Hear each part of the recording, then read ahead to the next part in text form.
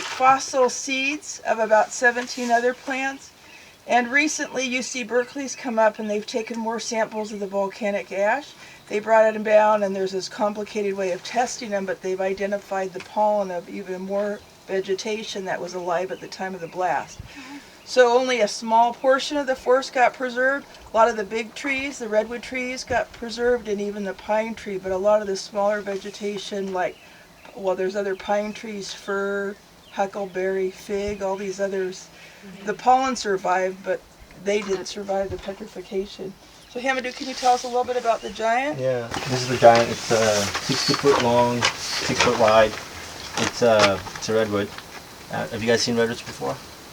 Yeah, they're pretty big. Compared to this is not as wide as the other ones. You guys know about the petrification process? Just So the benefit of the kids.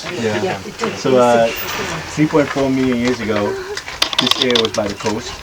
And so coastal redwood trees were tried by the coast. So we had a bunch of redwood trees around here. And and also there was a volcano around Mount Helena, sorry. And that had a eruption, and that sent volcanic ash towards this direction. I don't know if you guys know Mount Helen in Washington back in 1980s. Yeah, so like it sends the ash in almost one direction, and all the trees in that direction were pretty much blown out and fell towards the direction the ash was coming. So you notice that all these trees fell almost in the same direction. So the trunk is down here and the tip is over there. And being redwood trees, they have about 1 foot thick bark that makes them fire resistant. So if you ever go to a redwood forest, you might see a charcoal bark, and that's due to fires that happen over time, but they don't get burned. And so the ash covers the redwood trees, and also because we're close to the coast, a bunch of floods happen, and the flood dissolves these minerals, and the most abundant mineral in the ash was silica, and these dissolved minerals permeate the dried redwood tree, and as over time, over about 50,000 years, the tree slowly degraded, and the minerals replaced every cell and fiber with minerals. And so the scientists don't really understand petrification process completely. They think that either in these trees, for example, the wood's trapped inside and the minerals have just perfectly preserved because all the oxygen was cut off when the volcanic eruption occurred. So the volcano is about 7.5 miles northeast of here. It's the same distance that Vesuvius is from Pompeii. So it's a distance far enough away so you're not getting the devastating effects of the blast. They know it's a highly gaseous explosion because the type of stone that was produced, the volcanic ash, is rhyolite, so they know it was a very explosive volcano. So the lava had lots of gas. So the gas and the lava exploded, knocked the trees down, buried it in volcanic ash, and then over time, like Hamadou was saying, there was a period of a lot of water where it carried the minerals into the tree. So it either carried them in and trapped the wood inside or replaced it at a cellular level. There's still dispute about that. If you come over to any questions? Yeah, it's only the ash, not the lava, right? Yeah, it's not the lava on these trees, it's just the volcanic ash. One of the reasons they're so perfectly preserved is that the scientists know that the ash that preserved these trees was mostly deposited aerially, so that's why. So it kind of came from the sky like snow, and it was really gentle, and it just produced layers and layers and layers of ash that cut off the oxygen, cut off decomposition and decay, but didn't ruin it with huge surges of lava and flow. So it doesn't happen by one single volcanic eruption, right? It's a couple of takes. Well, yeah, they think that it happened over time. They actually think this forest has layers and layers of petrified forest on top of one another. So what you need for a petrified tree is you need the minerals transported into the tree. Sometimes it's volcanic ash, but you need the water to go with it to carry it into the tree. So it's a mineral solution that gets carried, sometimes through rivers and streams, and sometimes through volcanic ash. But the minerals have to be transported into the tree somehow. But you'll see a lot of petrified forests where there wasn't volcanic activity, but it was mostly just mineralization. I think there's some petrified trees near Pondicherry in India. Have you heard of that? They call them tree stones. Some people from India have come Tree in and told me. stones we have heard, but we really don't know that it's petrified. This is the first time we're coming across right. something like that. Let's go down this path. We'll take you on the new trail. And we're going to go up to a meadow. We'll have a nice view of the volcano, Mount St. Helena. And then we'll also go to the gas fall, which is a big mountain. Okay, come, it will go. Come. Nothing.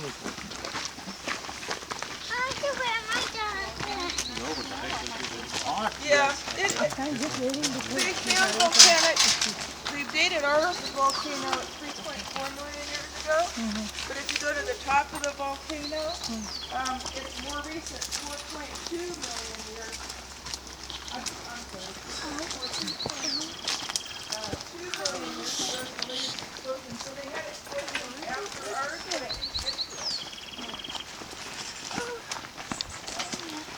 100 years later, there'd be new growth with a new forest. The trees would grow for thousands of years. Another explosion knocked those trees down. So they think there's layers and layers of petrified wood on top of each other. So next time So if it this happens was again, close then to it's the going ocean, then Yeah. we were not even on this continent. I mean, this was not even. This in was North America at that before time. the plate tectonics, 3.5 million years ago. We were sitting on the edge of the ocean. Now we're about 65 miles inland from Bodega Bay area. They are not in all these fossil studies book. But not about petrified.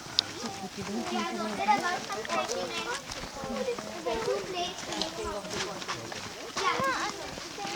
What did you know understand, Ravi?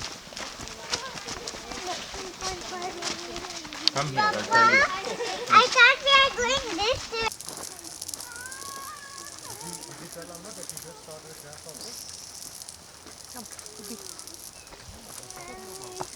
Toward the mountain there, that's actually the volcano, all three peaks. That's Mount St. Helena. That's the volcano that petrified the forest. The tips of the trees there, you look like Christmas trees, off to your right, also off to your left. Those are all coast redwoods. There's a big coast redwood grove at the other side of the property. So those are the trees that are a little bit smaller than the Sequoia Langsdorffii, but they grow upwards of 300 feet tall. 300. So you can see the distance between the property and Mount St. Helena. That whole mountain exploded. So that is 7 miles from here. 7.5 As a northeast, yeah. Aerial distance. Are sequoia And trees these taller redwood than trees would grow 300 redwood feet. trees? Yeah, those will grow. So these are These are just like- actually in a valley, so they're several hundred Okay. feet tall already. You Oh, just oh, can't okay. tell because you're not in the canyon. But there's a big, if you go on Google Earth, you look at the property, there's a big gorge in the property. That gorge fills with fog, and the coast redwood gets most of their moisture through their needles. So the needles get the moisture on the needles, and then the water drops to the bottom. They have a very shallow root system, but it's very broad, and so that's what waters them. A lot of the coast redwoods have died off because this area doesn't have the fog. But as long as it's trapped in that canyon, it keeps all those trees alive. So we've been lucky with that. So it's the geological trench, basically, that keeps the fog trapped. Are sequoia leaves trees are taller just than like redwood trees? What trees? Sequoia trees. Yeah, sequoia. Those are the giant redwoods. And the trees that were petrified here are also called sequoia. They're called Sequoia Langsdorffii. But that's a kind of tree that's now extinct. So it was once alive, but it's been dead ever since about the time of the volcano. For each of the trees, there's the coast redwood, and this tree that's been petrified is called Sequoia Langsdorffii. It was also a kind of redwood tree.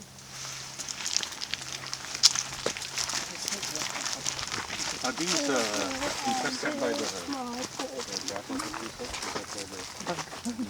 Silica, which is basically like glass. So these are little pieces of high pressure, high temperature quartz that came out of the volcano, and they ended up in the dirt. So it's part of the soil now. You can see if you can pick one up. I started magnifying one. What's called an ash fall. So as ash is coming out of the sky, the lighter pieces settle to the ground, and the heavier pieces get welded together because they're still super hot, they're super heated, and they melt, creating kind of a blanket effect. It's called welded tuff, but it's actually melted pieces of volcanic ash. The mountain's a couple hundred feet high. The kids, you can walk on it with the kids. Yippee! I want to walk. He said we can walk on it. Hello? Just be careful, kids. You don't want to slip or anything. But Just here are be these careful. little pods who was telling you about. They're little balls of iron that get thrown out of the volcano. Then they melt into the volcanic ash and create these big footprints.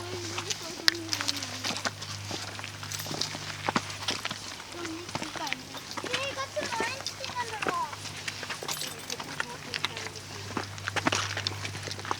Oh, lizard. What are these? It's a little lizard. Oh, those are just little, it's a little plant of some sort. Oh, it's just a lizard.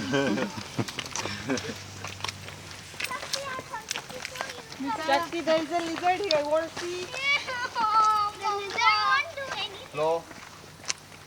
Yeah. Lizard. The lizard won't do anything. It's going away. Mama, just look at it. Yeah.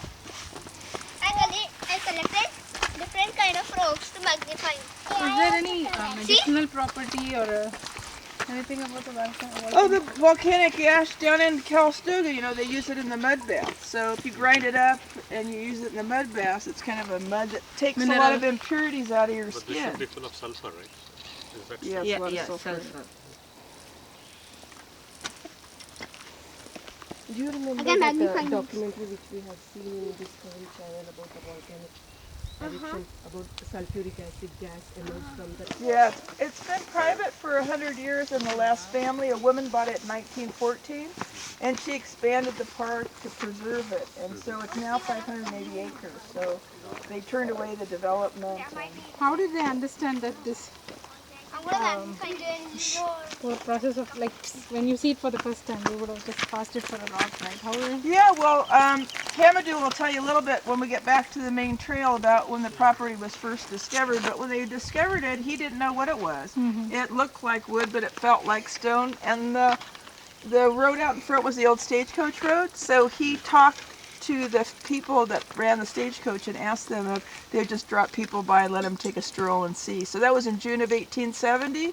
And then he went to Yale. They contacted Yale University and asked them to send somebody out. So one of the dinosaur fossils hunters named O.C. Marsh came out in October of 1870, took some samples, brought it back to the university, and wrote a paper in the spring of 1871 announcing that they discovered a petrified forest. So they put it under the microscope at Yale, and that's when they knew it was petrified redwood. We're going back. I found some wood. Come down slowly. It has volcanic ash. Look. We have learned a lot about them at school. I know. That's This one is volcanic acid. The red stuff is just iron. Like as I saw on the. Why is it so cold? But you notice that there's cracks in the trees, and that's due to Earth's movement. So basically, California is a big earthquake country. So these trees were buried under ash, and also the earthquakes and the convulsion, we just are just moving things up over time, broke the trees in their weak point. So that's why you see all these cracks. And I think that tree is about 100 and something, 200 years old, and an acorn fell in that crack and grew up to be that tree. Yeah, we have a picture. It's on the one of the postcards down in the gift shop. You could look at. This tree was about a third of the size back in 1879. So we have a photograph of that tree in 1879. This is one of the trees where the geologist came up and counted the actual rings. And they've estimated the tree between 1800 and 2000 years old at the time it was petrified. It's also Sequoia langsdorffii. It's that same kind of sequoia that's now extinct. So these trees live 2,000 years? Yeah. Yeah. They have the oldest one in the Sequoia Gigantic Park. Is that by the Sierra Nevada? Yeah. Yeah. It's about 2,000 years old too. You can't find it though because they don't put a sign. Because they don't want to cut it down. That's the oldest one. Yeah. How many years is it now? Now it's 18. Oh yeah, that's a good question. Probably about. Because they spread. Itself hasn't been excavated. It's just the ball on top. But it's a good question. The easiest thing that remains intact is the trunk. Down below in the gift shop, in the museum, we have lots of little tiny limbs that were recovered, but those were shattered. So when the tree fell and was petrified, maybe with the earth movement torquing it, the stems and branches were twisted and now they're found in little tiny pieces. So the various parts of the tree are found in the petrification, but not all together in the same spot. And here's our most recent excavated tree. This was done in the 1980s. No, so when they excavated it, were they able to make out this is the root or no, right? Yeah, on some of the trees, like the giant, that root ball is intact. They've identified it as a root ball. And on some of the other trees, they dug far back, but not all the way to the root ball. Yeah, you rained a couple of days ago. Yeah. So yeah, all around the sides is all volcanic ash, and so you can see how much they had to excavate just to expose this tree. So you can see that it's on a slope. So this part was exposed, and that's how they would have figured out there was a tree here and excavate all the way down. This one is in crumbles. If you notice, this tree's root is going right through. It's going right through the petrified tree, and I don't know if that's the cause of it chugging. Yeah, that kind of fell apart. We had real heavy rains in December of 2010, and they think it's the root going through the back, like Hamadou said, that caused it to break up. But it was super saturated up here. We had like monsoon rains for 30 days, which was really unusual. If you look at the trees, look at that across that area. It looks like a fibrous tree that just fell apart. Showing you where the branches used to be, because as fruit trees get bigger, they drop the lower branches. And yeah, it's well preserved compared to, and it's probably one of the best you're going to see in the world. Just because any other ones, it's pretty much broken in pieces. So you can go down and look inside. Yeah, you can go inside, but you can go and look at the ends and look cool. And this one was done by hand too. Yeah, this one was excavated about 1919. How cool it is. Redwood. If you notice down the side of the tree, you'll see where the limbs were actually pulled out. Who did that? It's going on and on and on. And if you Yeah, I wish we could go inside. So the whole a lot of the property is capped with this volcanic ash, so we get increased runoff. We have to set up special dams and stuff around the property to trap some of the water because it sheets right off, and also the plants have this problem. So in order for trees to be in the forest, they have to find a secure rooting in soil. And you can tell it's after soft because it keeps in the soil. Can you see the root of the tree here inside?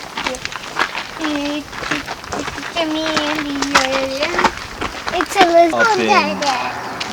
I'll take one. Mount St. Helena. Mount St. Helena. And yes, and then he came here and met Charlie. And Charlie, I think you want to give a brief overview about Charlie. Yeah, well, Robert Louis Stevenson was ill. He had a disease. They weren't sure what it was. They thought maybe it was tuberculosis. So as soon as he got married in San Francisco, the doctor sent him up to Calistoga and St. Helena to recover. He rented a little writer's shack on the side of the volcano because he intended on staying up here getting treatments in Calistoga and writing a book about his observations in the Napa Valley in the 1880s is when he came. So he came up here, he met Petrified Charlie, they became friends, and he wrote about this tree and also his relationship with Petrified Charlie in the book Silverado Squatters. So this is the first tree that Charlie found. Charlie was a Swedish fellow who had sailed for the Scottish Navy for years. He came out to California and retired. He was in his early 50s, and he took this property under the Homestead Act. So in California back in the 1850s and 60s, if you claimed property up to 160 acres and squatted on it or occupied it for 5 years, then you were entitled to title free and clear and you didn't have to pay for it. So his first homestead was 140 acres, which included this piece. And then his sister next door, Christina, she was a widow, and she homesteaded 105 acres next door to him. So Petrified Charlie lived on the property, took care of it, took people around like we're taking you folks around, showed him the trees, and then in 1880 he met Robert Louis Stevenson about June, and then in August he went down to San Francisco to like a fraternity house where a lot of Swedish people met and drank and spent the night. It was like a tavern with a boarding house, and he fell down a flight of steps and died a few hours later. So he died in 1880. Then his sister Christina from next door had been helping him run the property. She and her daughter Elizabeth, who was about 14, took over, and they gave people tours. They kept it for 8 years till 1888, and then they sold it to a preacher and a lawyer who got along fairly well until they decided to supplement the tourist business with growing vineyards. And the pastor didn't want to produce wine, and the other fellow did, so they ended up splitting up. They sold the property to a very famous timberman around here named M.C. Meeker, who founded the town of Occidental. And he was very big in the 1800s, taking down these huge giant sequoia redwoods and turning them into lumber.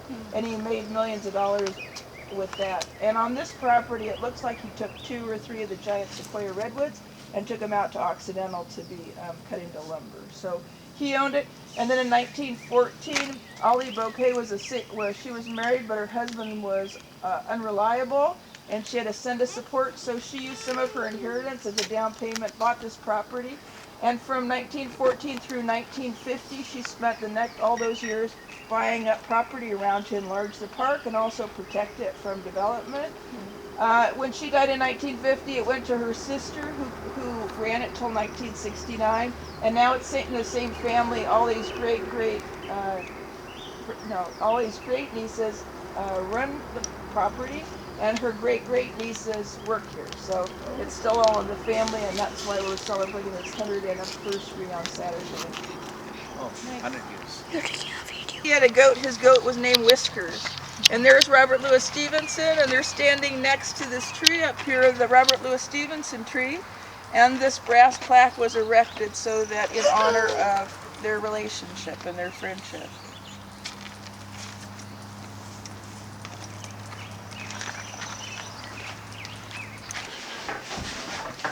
That's some opalized wood with sparkles in it. Here's actually wood with little wormholes in it. So the wormholes were preserved. Here's those concretions of iron we were telling you about. What's that about? That's a geode, so it's a big hunk of lava that gets thrown out of the volcano.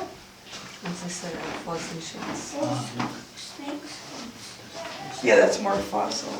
Thank you, folks. Thanks for coming. Thank you so much. Yeah. Thank you. Gift.